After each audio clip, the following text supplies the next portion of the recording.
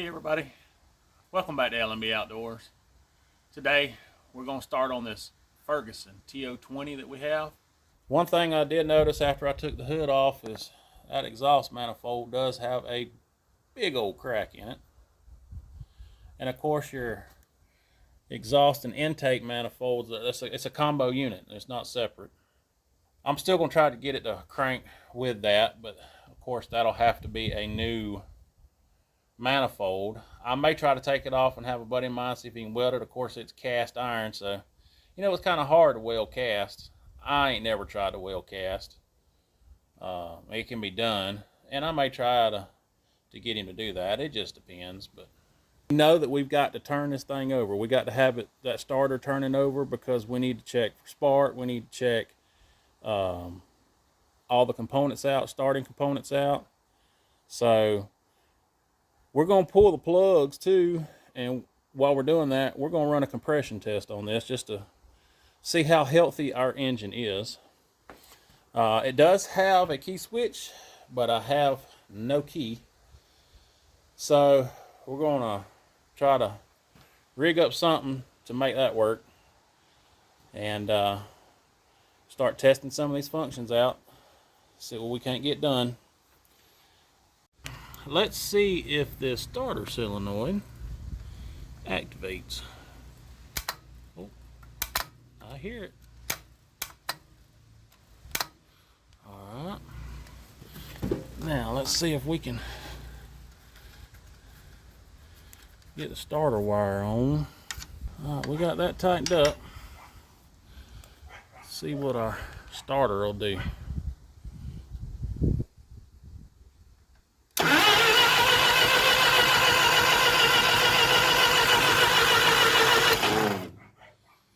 It didn't sound good there at the end, but it worked. Alright, so we know our solenoid's okay. That's good. Alright, we're going to get these plugs out of here. Get them loose.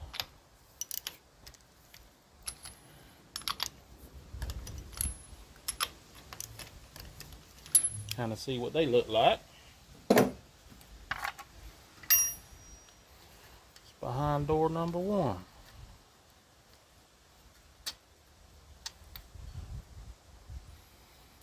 They look good.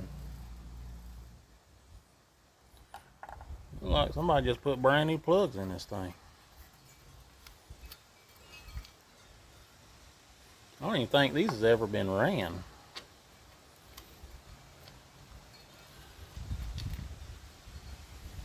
Yeah. That'd be good. Yeah.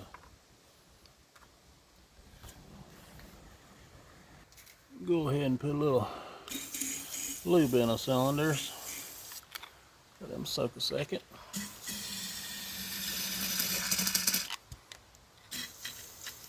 Never hurts.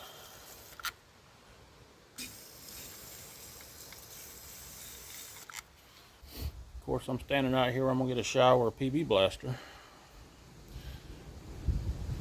See what happens. Here we go.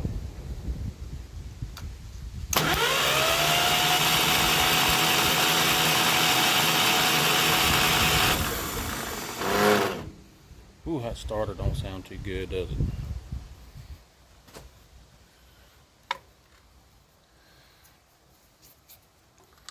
Let's get this. Let me get this threaded in and I'll be right back. Alright, let's see what cylinder number 1 has in store for us.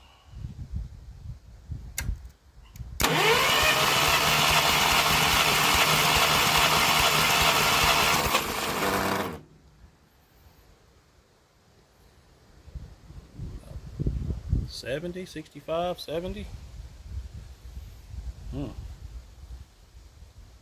Well, it probably would run off that.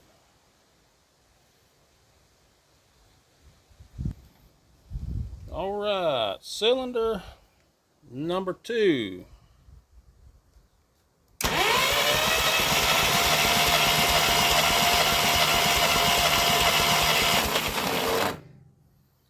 $60.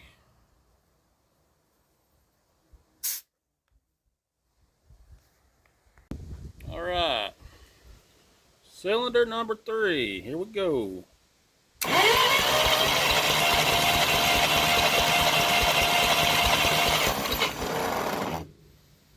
About the same as number 1 cylinder. Alright, cylinder number 4. Here we go.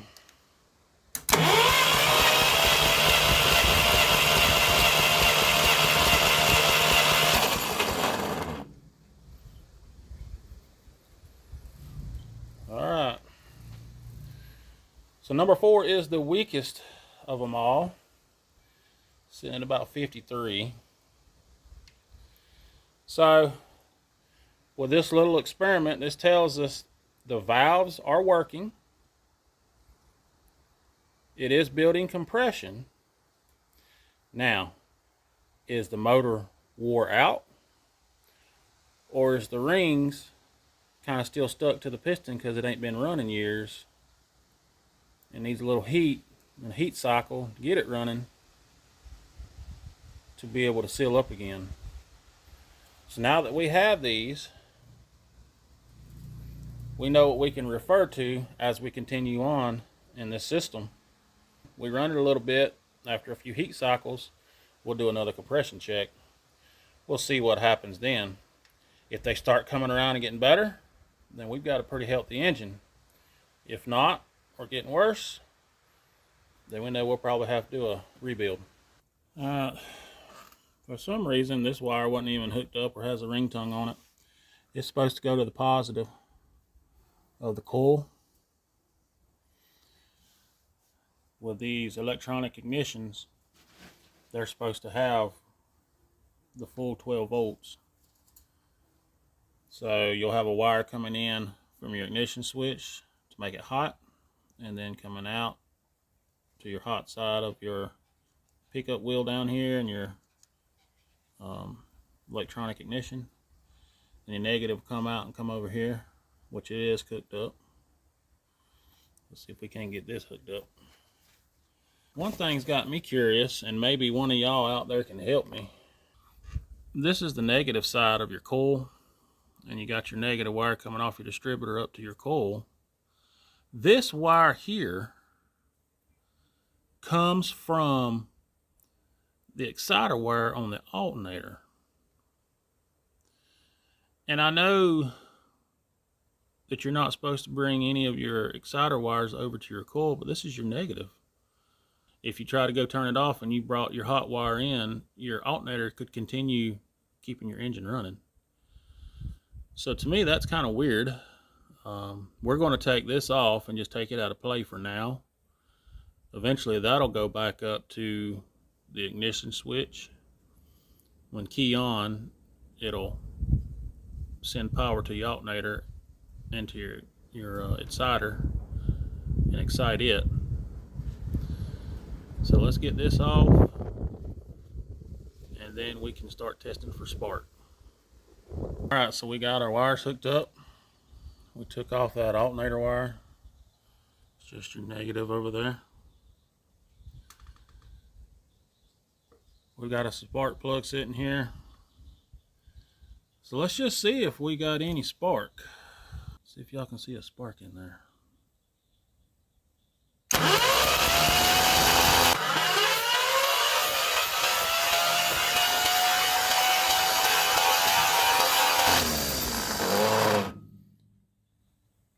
Don't know if y'all seen that or not, but I did see a spark, which is good. See if I can find a better ground.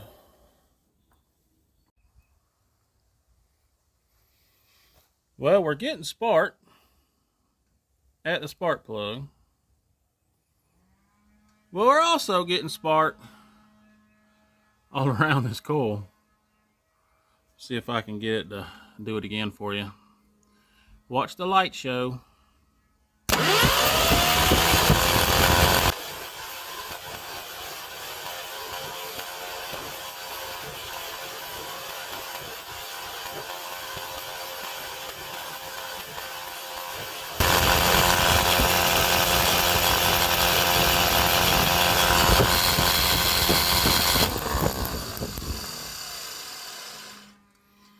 So yeah,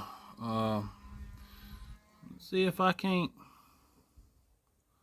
get this isolated a little better. Well, we ain't got that going on. So whatever I do, trying to isolate that, it still wants to arc.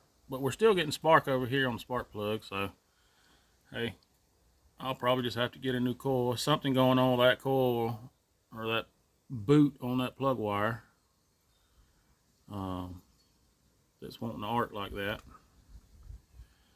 But anyway, we're going to go ahead and put the plugs back in it. Give it a little spritz of laughing gas, and let's just see if she might pop off. All right, the plugs are back in it. I'm going to get this wire hooked back up for the coil. I've done spritzed it with some starting fluid. Let's just see what happens. See if we get a pop.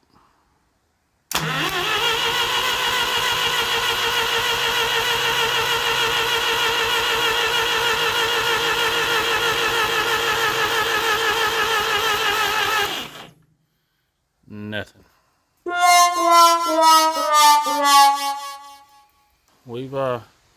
We kept trying it. We're getting fire. Spraying a little ether in the intake. Not doing nothing. So that's going to be compression probably. Not built enough to make a pop. I ain't even got a pop out of it. I've run it so much that I've run the battery down, so we got to charge it back up. So this is going to be a good stopping point for today. And we'll be back at it tomorrow when we get this battery charged back up. It's been several days. We've had a bunch of rain come through and it's hard to video. So in the downtime of can't video, and I've kind of done a few things. You noticed I got the fuel tank on, and I did some rewiring. Got us a new ignition switch on, and I went ahead and added that new carburetor. But just wanted to kind of give you an update. And while it's been sitting, and I've done pushed it out of it, but while it's been sitting, I did mix up some diesel fuel and some automatic transmission fluid, and poured down them cylinders. Compression's pretty low on all cylinders evenly. So I'm going to hope and think that, hey, they just, due to the rings been sitting there for years, they just ain't sprung back out to match up to the cylinder walls yet. So we'll see. But I've got everything hooked back up, and we'll see if we at least get any type of pop or anything out of it this go around. Let's just see what happens. Ignition's on.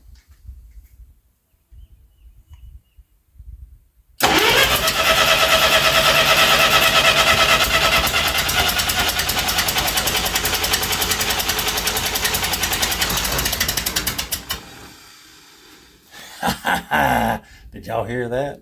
We're building up a little compression. That's good.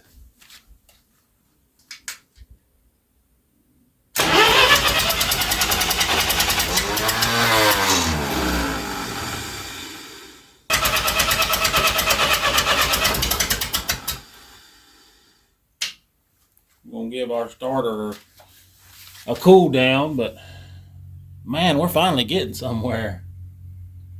That's good. That's good. Well, let's let this cool down and the battery charge a little more, and we'll be back. That diesel fuel and automatic transmission fluid mixture poured down in the cylinders and set for several days. That helped out quite a bit. We may just pull plugs back and do that again. Let it set a few more days and see if it can't clean up on them rings, and we might have this thing running before you know it. It's been about 4 or 5 days since I've been able to be out here tinkering on this. Forgot to show you, I did get the 19-inch pizza cutters on there. I think they look pretty good. But while this thing's been sitting, I went ahead and put some more transmission fluid / diesel fuel down each cylinder. So hopefully with that setting a little longer, that might help our compression issue. We're going to see. And we're going to see which one held, which one didn't. Get our battery hooked up.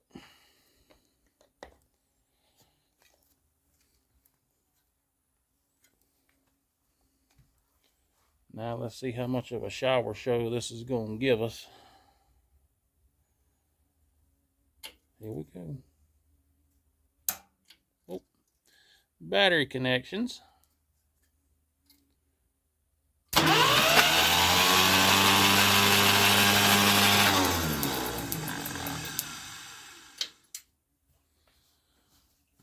So it looked like the number 2 hole it shot out of, so that's holding some fluids. Looks like the rest of them might have leaked down over time. So get these spark plugs back in it. See if we got any fire. All right, we got our spark plugs back in. Got our plug wires back on. Go ahead and turn our fuel on. And we're going to give this a go. All right, let's see if we can get it to crank.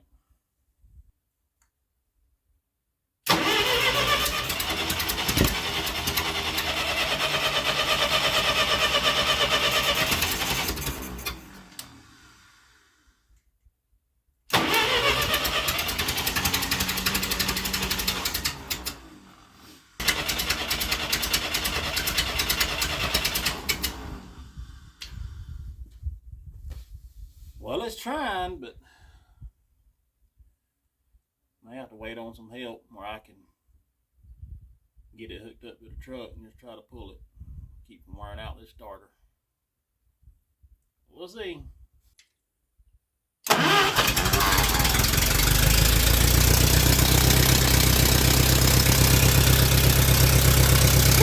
running, boys.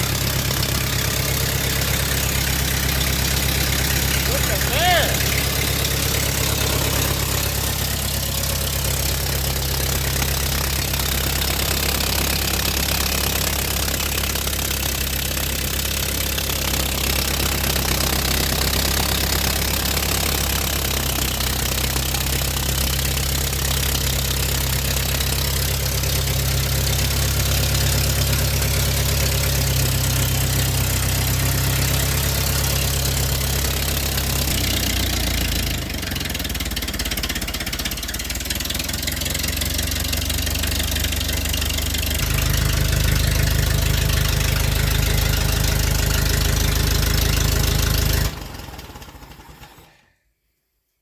Wow.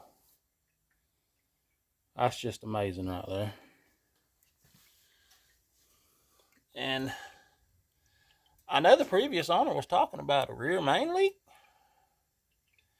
Yeah, I'm not seeing it right now at the moment. That is awesome. I don't want to overheat it because I ain't got a radiator. But let's just see how quick it is and easy it is to crank right back up. Here we go. Wow.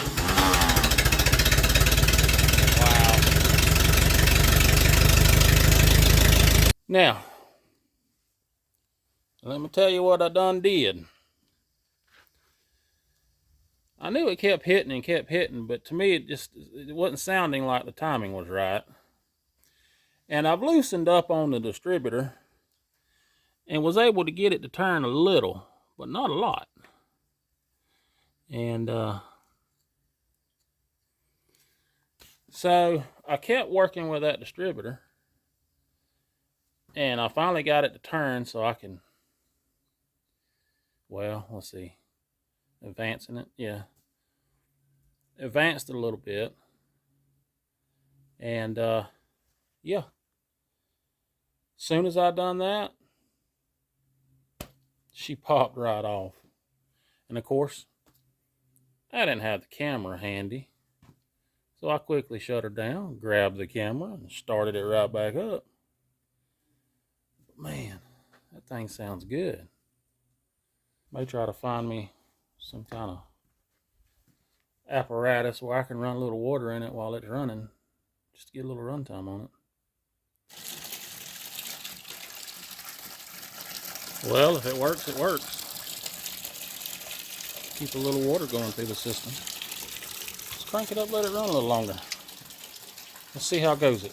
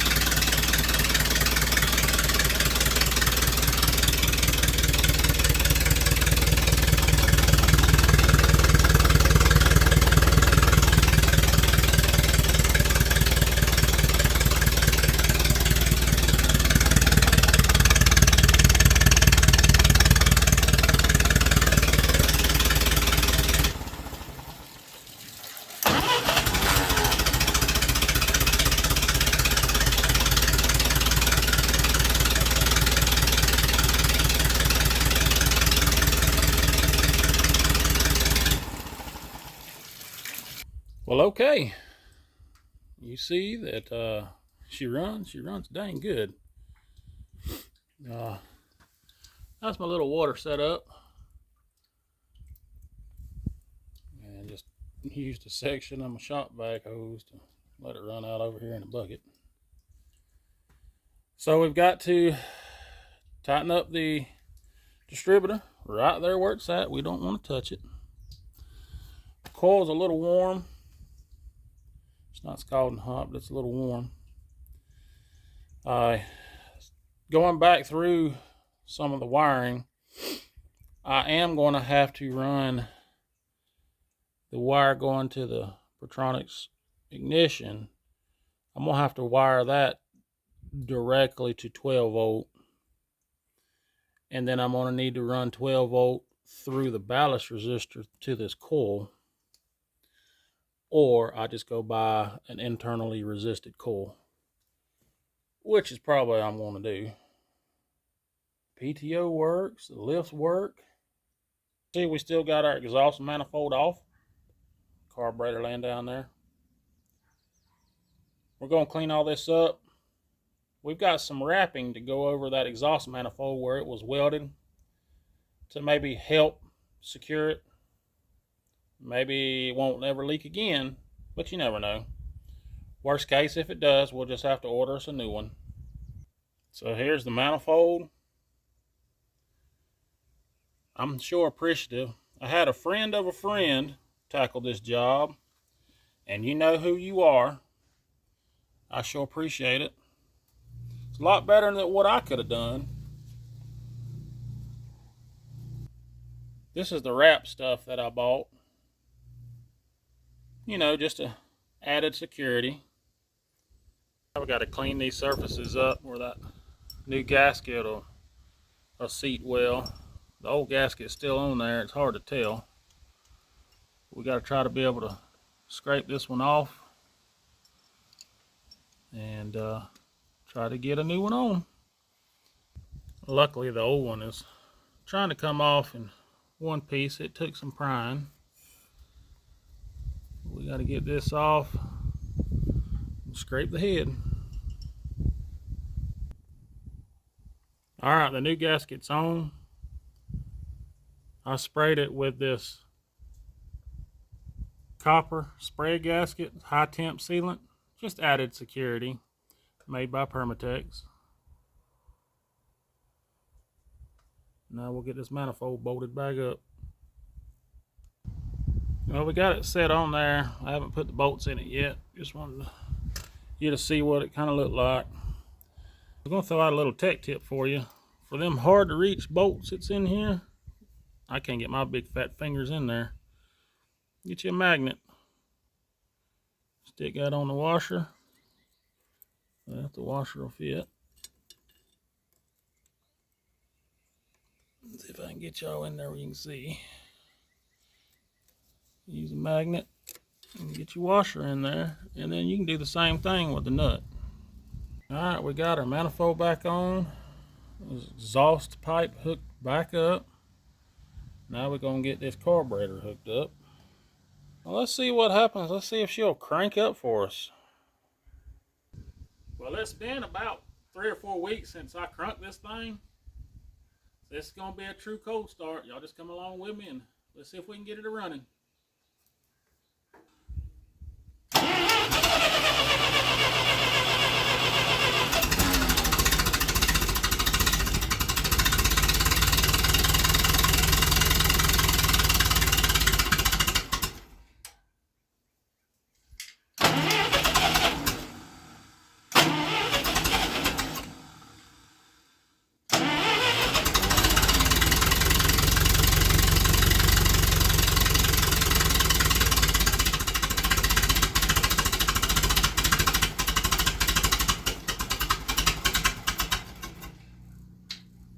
May not have enough gas in it. Let me put some gas in it. Wrap on this carburetor.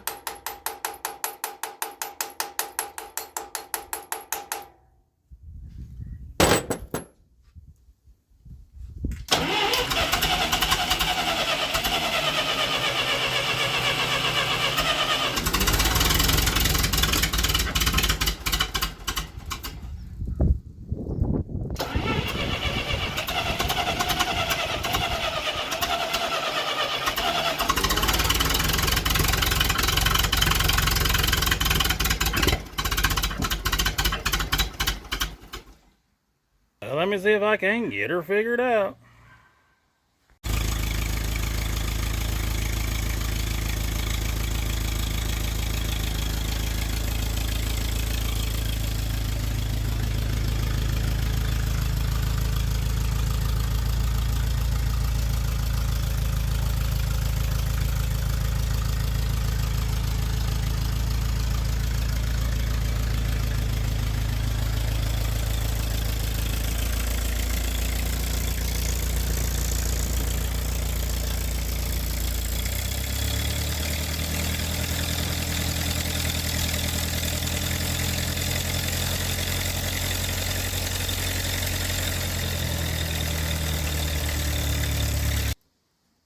So once again, I had to adjust our timing a little bit on this distributor,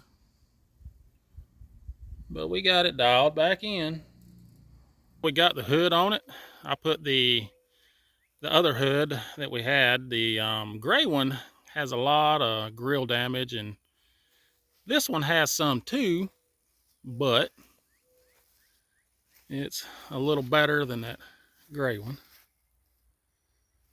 So I think we're gonna take this for a little test spin and see what happens.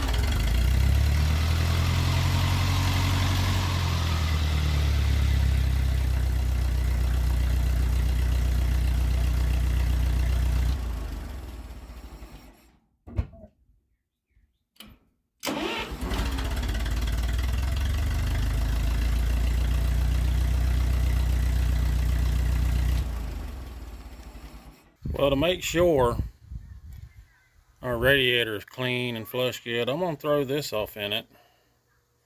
It's got good reviews. Blue Devil radiator flush. I'm just going to pour that in it, and I'm actually going to go use this tractor and try to do its first real job. We'll see how it goes.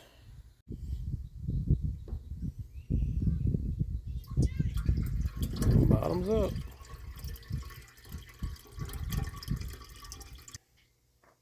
I'm going to take this cover off.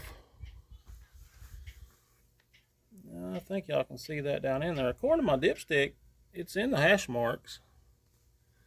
But I think all that the previous owner was talking about, I don't think that was rear main seal, because I ain't seen the first leak. I'm thinking that could be the front input shaft on the transmission. Now, with that being possible, I was looking for some AT205 stop leak. I've heard a lot of raving reviews about it. And I went into the store the other day and they didn't have any. And they said this is what's comparable. Well, I misspoke. I got that for the engine, and the steering gearbox, as you see, likes to dribble some. We're going to see if that'll work in there. This is what they said was comparable to the AT205. The instructions said to pour the whole bottle into your crankcase, transmission case, hydraulic reservoir. So let's give it a shot. I mean, it can't hurt nothing. Figure we'll go ahead and do this, and when we go to run this, we try to put it through its paces a little more. It should mix pretty well. Alright, so I'm going to pour some of this into the engine crankcase and save a little for that steering gearbox. Maybe about a quarter to half. Put our oil cap back on. Well, I went out there and hooked the little 4-foot bush hog up to this TO20. Got it all situated, and as soon as I got it right close back to the barn to do a little extra work, it started wanting to spitting and sputtering. So I replaced the coil. I got a internally resisted coil because that old ballast resistor was just smoking hot. And then I ran into bad grounds. Just all of a sudden, all this stuff started happening. Bad grounds and solenoid not wanting to activate. So I had to trace all that down. And then I took it out there into the field, made a couple of passes with it, and it done okay. It wanted to spit and sputter a little bit. I had to keep tweaking on that carburetor. And then it wanted to start running a little hot. I think that radiator needs to be rotted out, or I'm just going to have to get a new one. I'm going to try to drain it and flush it a couple more times. I did put that flush in there. But we're slowly but surely getting there. We got to continue working some of the kinks and bugs out of it. Today we're going to be working on this carburetor for our TO20. I'm going to take this one off. We're going to put the original one back on after we rebuild it. Then we're going to tear this one down. We're going to take this apart. I don't think there is much wrong with it, but we're going to find out.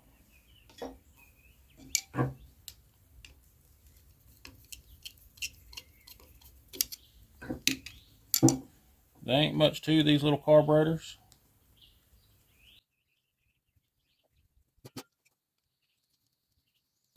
But between the two,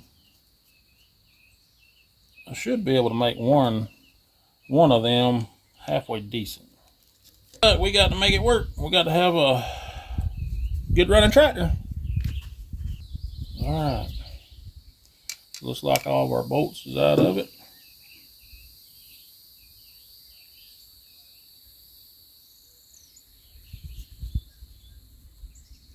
Seems to be a little stuck.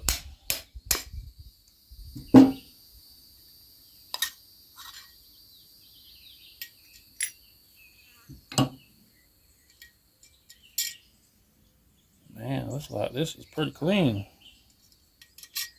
Looks like the needle is sticking. But that new kit comes with a new needle and seat. So that's good. Looks like the emulsion tube's brand new. Jet, whatever y'all want to call it. That right there.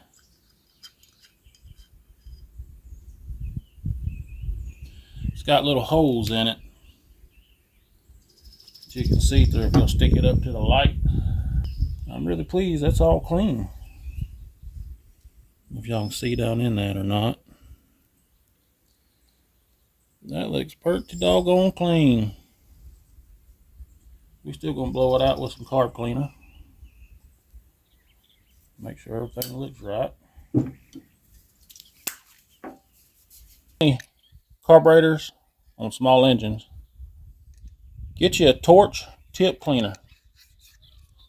That's going to be your best friend on cleaning some of these small orifices out. As you can see, mine gets used quite frequently. So here's your part number on the kit. It's basically your seals, your small jet, and your needle seat. If you flip it around to the back, you can see on there it says TO20. And that's what we got. And all the other models that it will work on.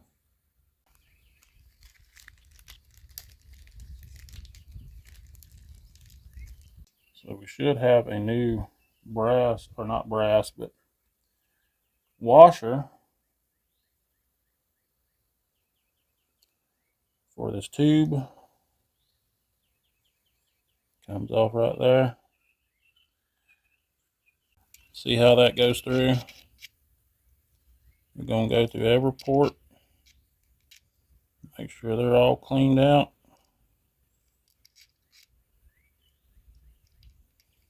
So this is all clean. See how it sprays out.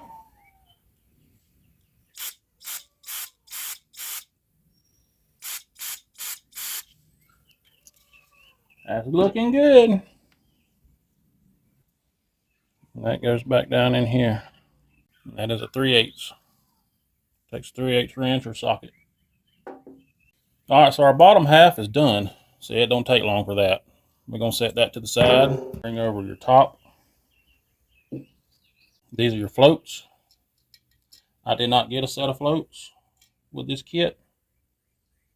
If I run into issues, then I'll have to go get a set of floats. This is a free floating pin that holds your floats on. Just slide it out. Set it to the side. Take and check your float. Look for obvious signs of distortion, cracks. Shake it. See if you can hear any fluid in it. Right now it looks good. We're going to reuse it. This is your needle and seat. Like I said, this stuff looks new, but now that needle was wanting to stick a little, so let's pull that out and look. Well, that's brand new. Rubber tip still good. Base in there still good. I think this carburetor was gone through and never put on. I mean, everything looks brand new.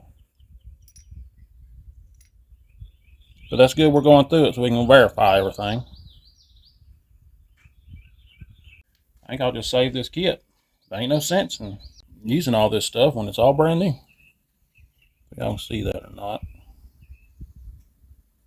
I wanted to put the original one back on here to keep it more authentic, and well, you know, they just don't build things like they used to. These cheap Chinesium carbs that they selling and aftermarket stuff that they're selling ain't like the originals. All right, we're getting down to the short road now. You got your main needle back in, and on these, most everything that I do, I'll take it all the way down until it bottoms out, and don't hit it hard, just let it bottom out. So right there, it won't go no more. You got your indicator, so we're going to go half turn, whole turn, half turn, for a total of 1.5 turns. And I do the same thing with this needle. That gives you a good starting point for adjustments, if any is needed, and to fine tune this carburetor. So we're going to take it all the way in just till it bottoms out, and don't crank it down. You can distort this brass and ruin this needle. So it just stopped right there. Take note of it. So I'm going to go a half turn, whole turn, another half turn. So about 1.5 on this and 1.5 on this. And that's going to be a good starting point. So the last few things is I've got to put the studs in here off the other carburetor and the fuel intake. So let's go to the tractor, pull that other carb off so we can swap some parts. So let's get this one taken off. It has a filter screen in it. I wish y'all could feel, I wish I had a set of scales where I could show y'all the difference in the weight of these carburetors and the construction,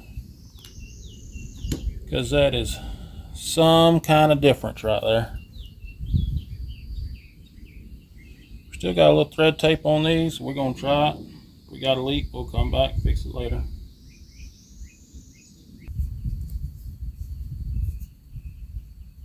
Get our fuel line back on.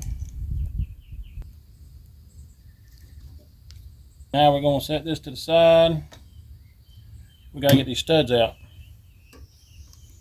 And you ask how we're going to do that?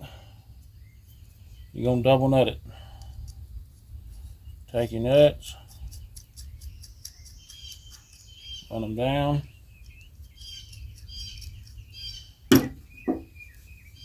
tighten them up with each other.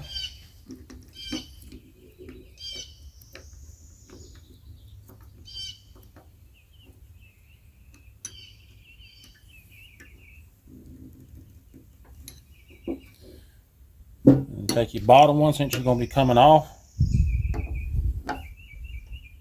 Back that stud out. Threads is clean. Take the other carburetor. Everything looks good. Stick it down in there.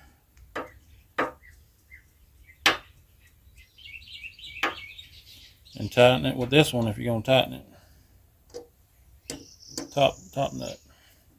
Once you get it kind of snug, you're going to put your other wrench, pressure wrench, or whatever in here. Now you're going to release these two from each other.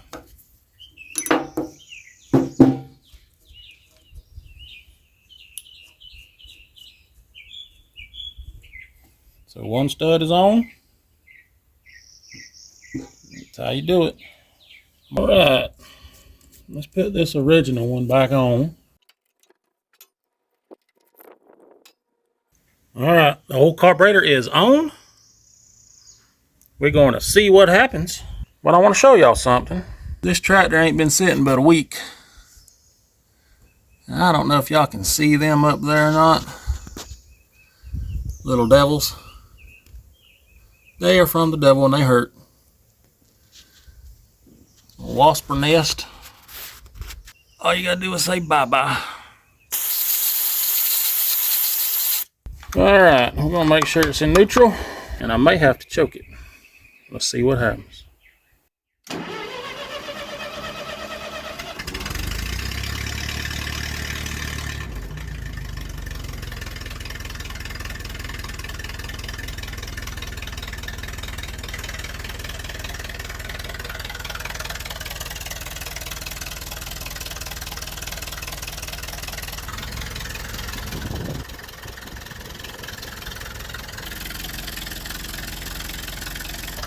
No leak. That's good so far.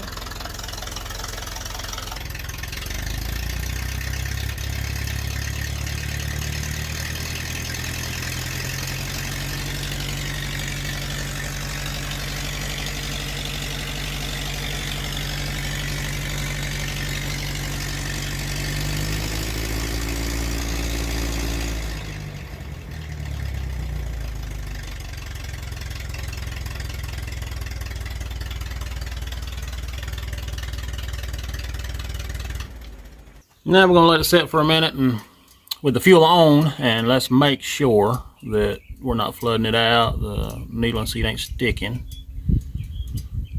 And we're going to go mow a few strips and make sure she's good.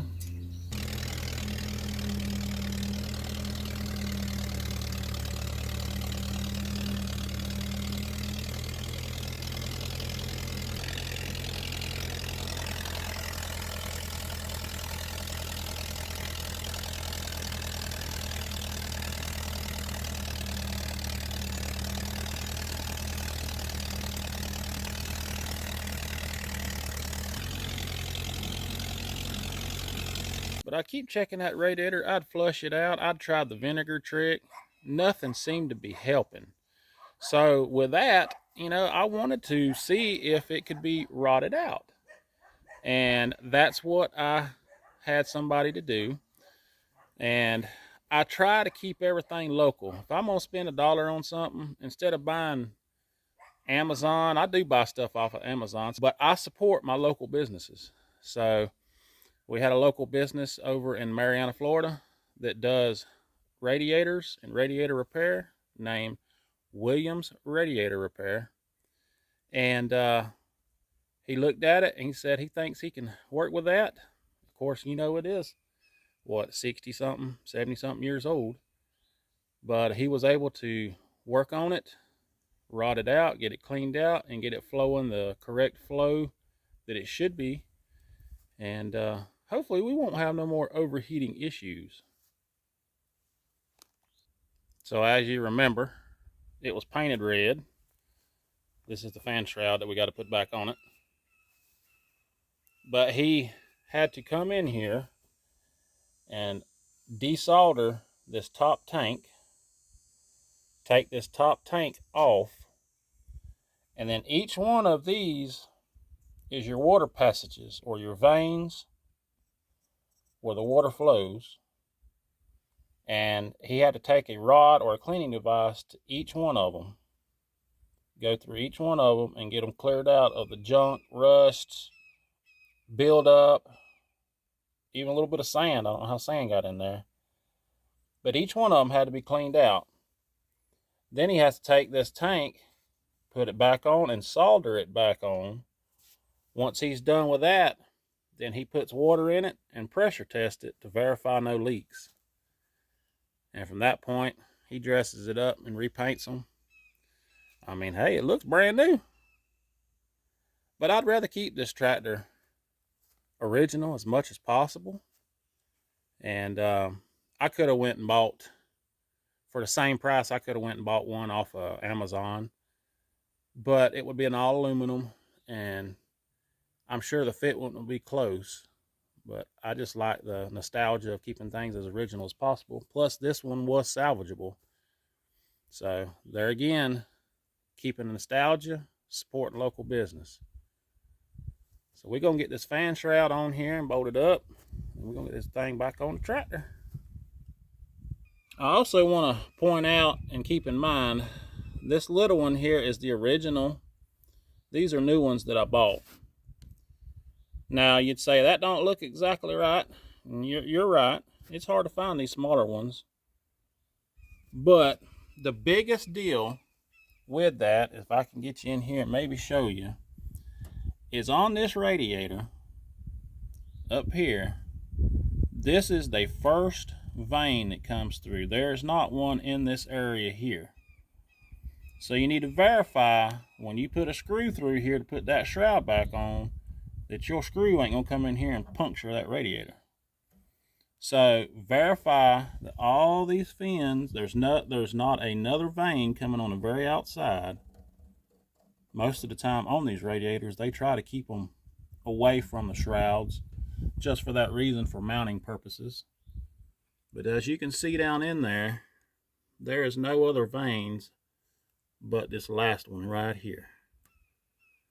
So you take that screw that we had and you stick it down here, and there you go. You got a 1/4 inch or more of clearance, and that's good enough for me. Before I bottom it out, I'm just going to check and verify, but it looks good.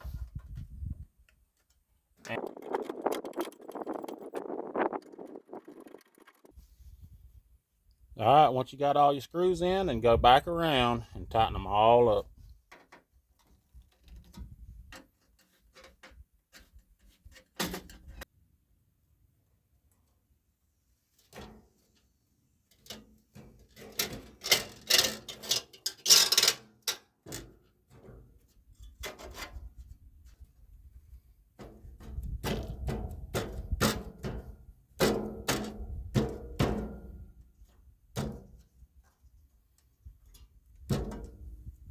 Down here on the bottom of your radiator, you got some rubber isolators.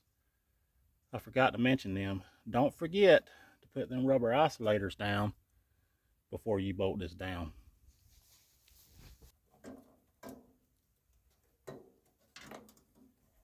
As you can see, that's how it sits back on the tractor. I've got to put the top clamp back on, put the bottom hose and clamp back on, and then we can put some antifreeze in this and run it. I don't know how much y'all can see down in there, but that is so much cleaner than what it was. And that's them little ports I'm telling y'all about. And each one of them passages was clogged up. He said this thing was about 95% clogged up, so no wonder it was getting hot. But we should be flowing a lot better water and cooling a lot better. All right, time to put the antifreeze in. All right, there's your water level. Check and make sure I don't see any leaks. All right, I'm gonna leave the radiator cap right there because I want to kind of watch the water flow as it's moving for right now. But let's see if this thing will crank. Fuel on. Throttle set. It's in neutral.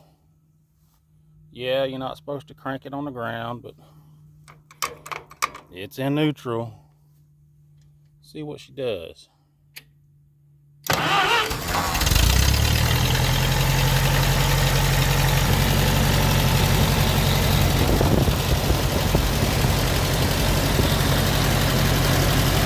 It ain't never flowed that good, ever. Awesome.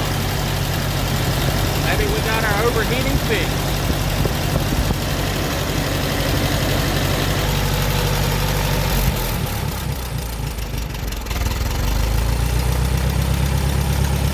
Alright, she's been idling for about 20 minutes. No leaks. Running cool. We'll just show you.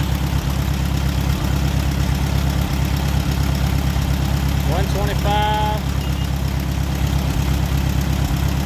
127. Go down here at the bottom. It goes back in. About 100. fluctuating, about 105. So she's cooling it pretty good. Well, got her hood closed. She's almost ready to go to work. Let me crank this thing up where you can hear it, so you can reference it later on in the video.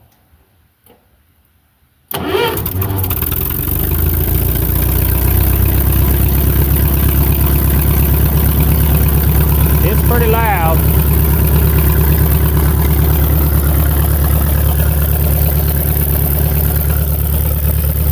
All right, as you can see, that exhaust is no more. The bottom side of it is no more. So I think what we're going to do is just cut it off right there. And then up here, I think our clamp has come loose. It's not as tight as it should be. So we're going to tighten that up. Probably put some new bolts in it if we can't get them bolts to tighten up. We also have a new wire for our alternator. I was wondering why the alternator wasn't charging here lately, and you know, that wire looks good, right? But you know, it just comes apart. It's just kind of a Bluetooth connection, I guess, but it don't charge that way. So we're gonna have to try to fix that. Plus I got a little air filter. I don't have the original filter housing that goes here. Still kind of researching that, and you know, I'll find one eventually, but I'm gonna build a little intake pipe that comes up to a little, like a motorcycle filter or something. For now, just something better than that old rag up there. I'm gonna go ahead and take that 11/16 nut off right there that's holding that clamp. We're gonna take this muffler on off, try to refit the new muffler in. We're gonna take these loose, and then we're gonna try to get this pipe off here, try to fit everything up. All right, let's see if we can get this nut off of here. I'm hoping it comes off easy enough. It's one of them types right now that too tight to get it off with your fingers, but loose with the wrench, it makes it aggravating. Y'all ever had nuts and bolts do that before? Y'all leave that down in the comments, because I sure have. It happens to me a lot, and it's aggravating. So we're gonna get this on off. I also wanted to talk to you while I'm here and trying to get this off. Been looking through my analytics on my channel, and I appreciate everybody that has subscribed, everybody that's watched. My views has gone down, watch hours is not climbing, but I would really love to ask, please, if y'all like this kind of content, every time you get on one of my videos, just hit the like button, interact with it, leave a comment. That sure helps me out a lot. No, I'm not begging, but I like to move forward a little bit. I don't like going backwards. How about y'all? I know I sure don't. All right, so we got that off. Here comes the exhaust. Exhaust is off. I'm gonna set that nut and wrench right up here, and let's look at this thing. Yeah, I think she was pretty bad off. I think it's been time for one. Now we got to get this loose so we can clamp our new muffler, and then next we're gonna get that loose. So here's our new muffler. Picked it up off of Amazon, I think. Not quite sure. But for any of you that's looking at doing, you know, your tractor, your 35s, TO20s, TO30s, I won't even want to say your Ford 8N, 2N, 9Ns. All these diameter pipes right here are 1.5 inches. So if you need to know, that is 1.5 inches. This bell's a little bit bigger because that slips over 1.5 inches. So anyway, see if we can get this clamp off of here and try to put it on this new one. This is our new one.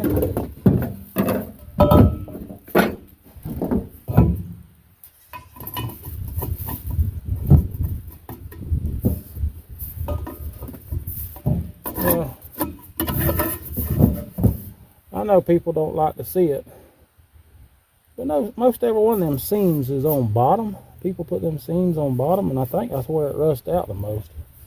I'm gonna put it to the inside. Let's see how that works.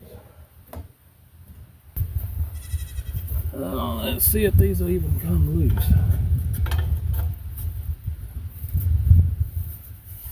That backside wanting to spin on that one. See if I can't find something for that.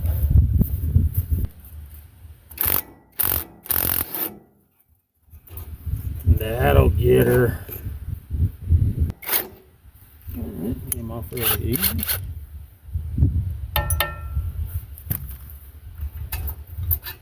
So it is just a double-sided clamp.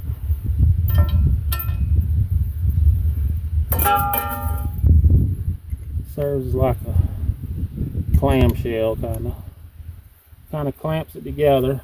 This is tapered. This is tapered, which that don't look the best either. All right, we got to change this blade on this grinder and cutoff wheel. This is the second blade that I've gotten from Bauer that has had a chunk come out. Luckily it didn't hit me or hit my face or hit my body, but yeah, that sucks. See if we can get this cut.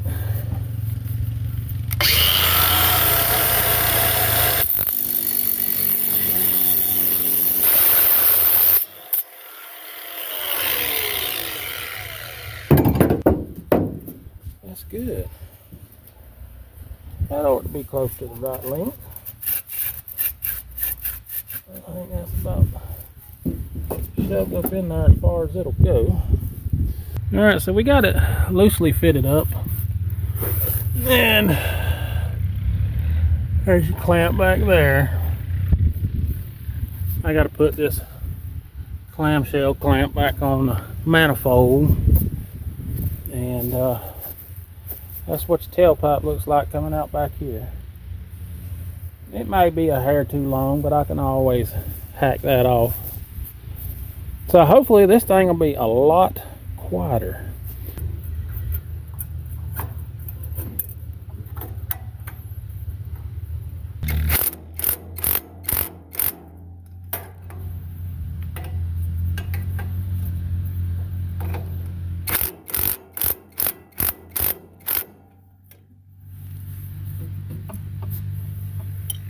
Yeah, that's pretty solid there. That should be a lot better connection.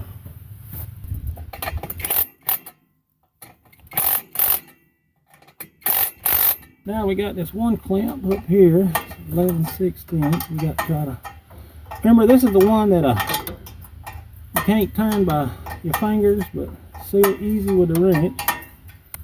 Right. Well, I wasn't expecting it to, but my seam still wound up almost on the bottom. It's a little cattywampus. Dang. Oh well. I ain't changing it now. Well, let's see how much quieter it is now with that new exhaust.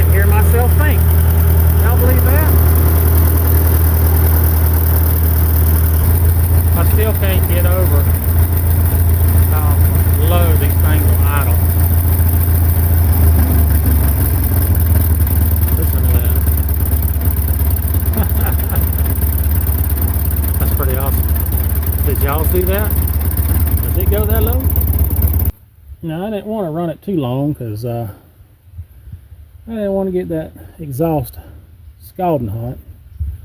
I'm going to take this off and see if I can make this work. Leave it down in the comments. What do you think this is off of? Let me know. We're going to cut it off about right there.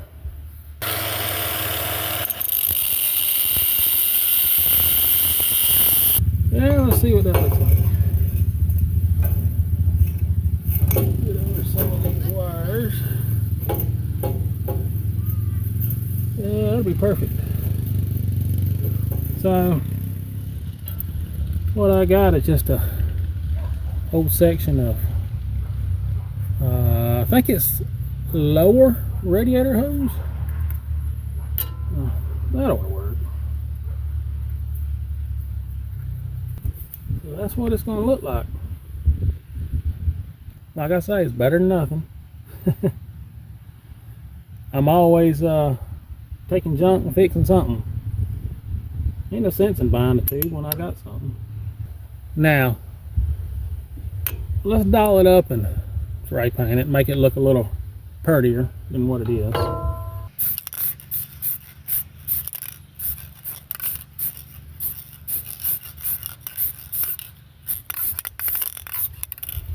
Yeah, I'm no painter, but at least it's better than that old galvanized. Alright, while the paint's drying, let's get our new connector on here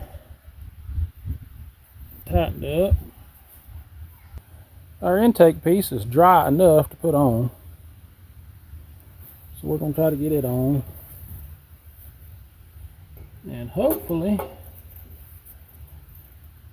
we'll be close to being done with this thing. There it is.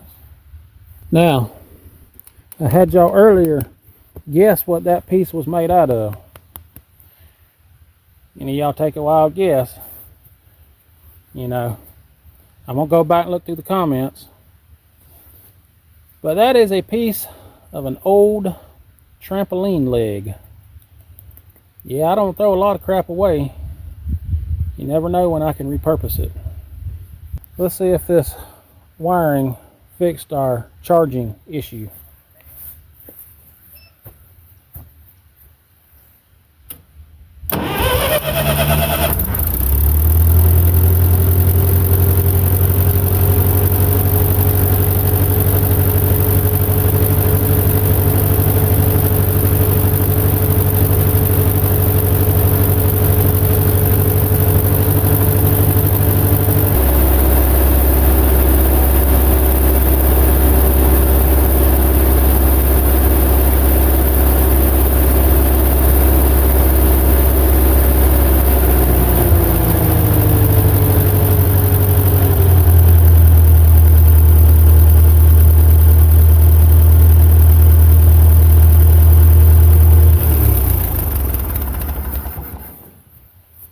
Not bad, it got up to 14 volts. I'm happy with that. At least it'll keep that battery charged.